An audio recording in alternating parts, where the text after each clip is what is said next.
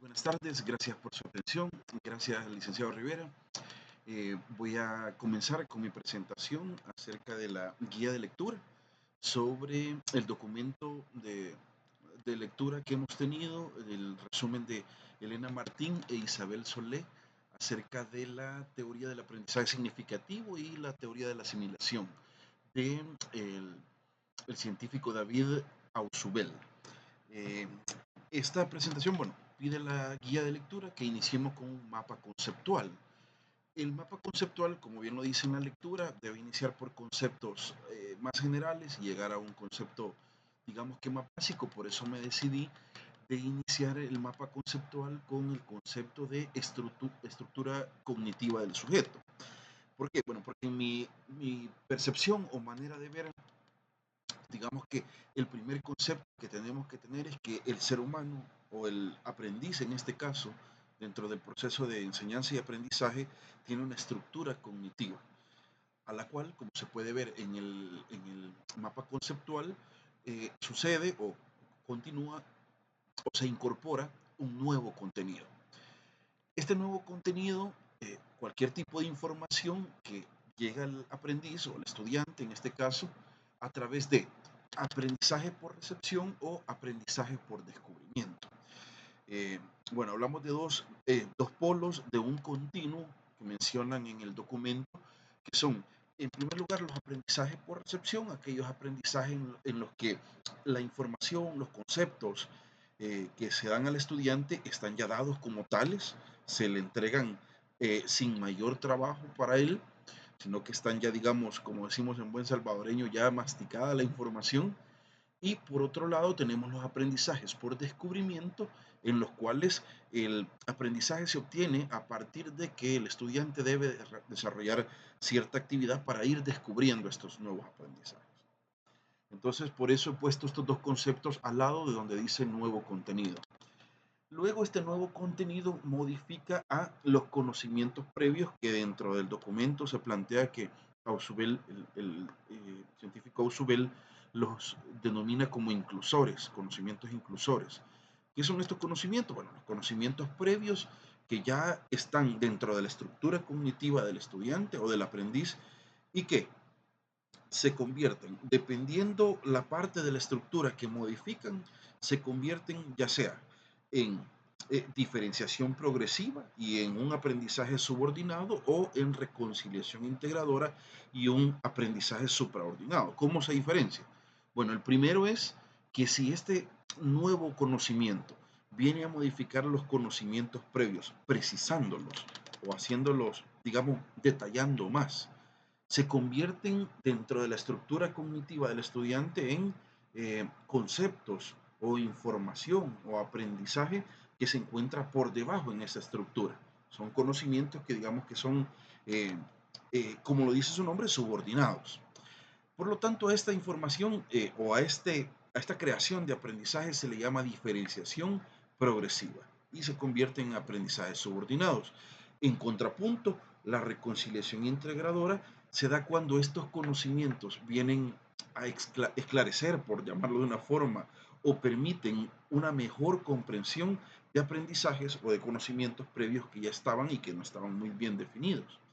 Por lo tanto, estos se convierten o modifican más bien eslabones más altos dentro de la estructura cognitiva del estudiante y se convierten en aprendizajes supraordinados. Esto de supraordinados tiene que ver con que ocupan, digamos, rangos o eslabones más altos dentro de ese esquema que tenemos, esa estructura cognitiva.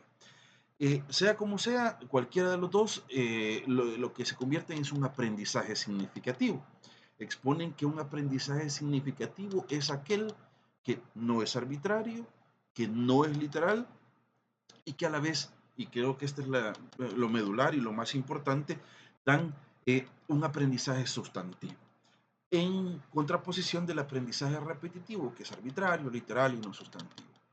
Luego, aquí tengo un esquema, este esquema octogonal que plantea el documento, en donde, bueno, tenemos estos dos digamos, eh, formas continuas en las que se representa el aprendizaje memorístico y el aprendizaje significativo, la instrucción, desde la instrucción por recepción que ya explicábamos y la instrucción por descubrimiento autónomo, pasando en medio por la instrucción por descubrimiento obligado. Y plantea que la guía que coloquemos algo apegado a nuestra carrera. Yo he colocado, por ejemplo, nada más por el tiempo, para mencionar unos ejemplos, cuando es solamente aprendizaje memorístico e instrucción por recepción, bueno, aquellos conceptos básicos de economía política o de áreas cuantitativas que uno solamente debe memorizar, ¿verdad? En el otro extremo, por ejemplo, tenemos cuando es aprendizaje significativo e instrucción por descubrimiento autónomo, tenemos aquellos que se dan gracias a la investigación económica, en la cual ya se aplican, digamos que es totalmente diferente porque el estudiante debe ir y aplicar los conocimientos teóricos y prácticos para poder desarrollar conocimientos nuevos. Entonces creo que ese es el contrapunto. Luego tenemos en 3, dice condiciones fundamentales para un aprendizaje significativo, según mi lectura, según lo que he podido, bueno, que se especifica en la lectura, eh, las 3 condiciones para que el aprendizaje sea significativo es que el material nuevo debe ser potencialmente significativo, es decir, que sea una estructura y una organización, no que sea cualquier tipo de información arbitraria. Luego que los conocimientos previos pertinentes que el aprendiz pueda relacionar de forma significativa con lo nuevo.